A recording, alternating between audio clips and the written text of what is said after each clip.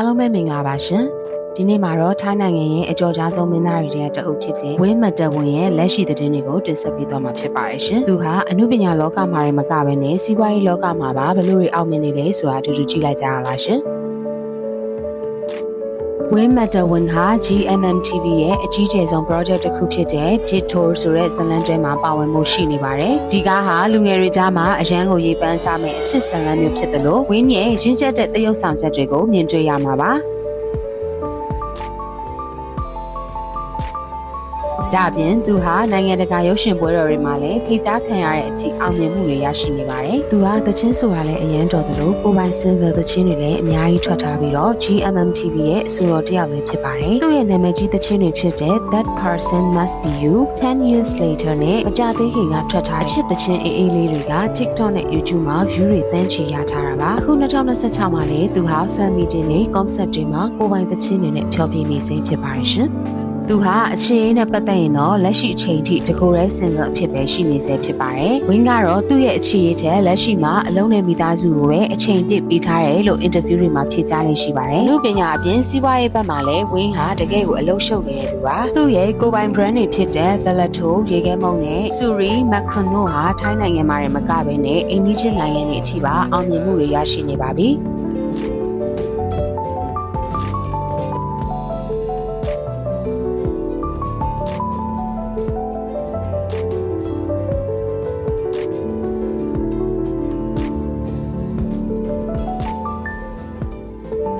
အခုဆိုရင်သူဟာလူငယ်တွေကြားမှာလုပ်ငန်းရှင်လူငယ်တဦးအနေနဲ့စံပြတစ်ယောက်ဖြစ်နေတဲ့သူတစ်ယောက်ပါရှင်။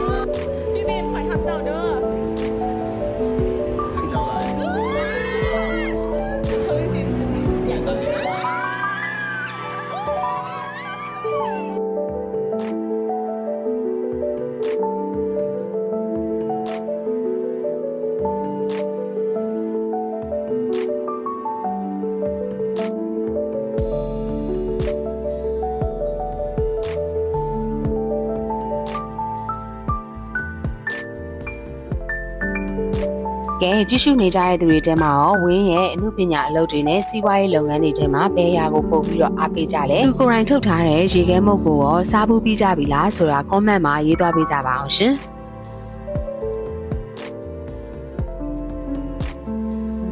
အခုလိုမျိုးစိတ်ဝင်စားဖို့ကောင်းတဲ့အကြောင်းအရာတွေကိုတင်ဆက်ပေးနေတဲ့ Let's Watch Together Channel ကို like and follow လေးလုပ်သွားပေးကြပါအောင်ရှင်ကျေးဇူးတင်ပါတယ်ရှင်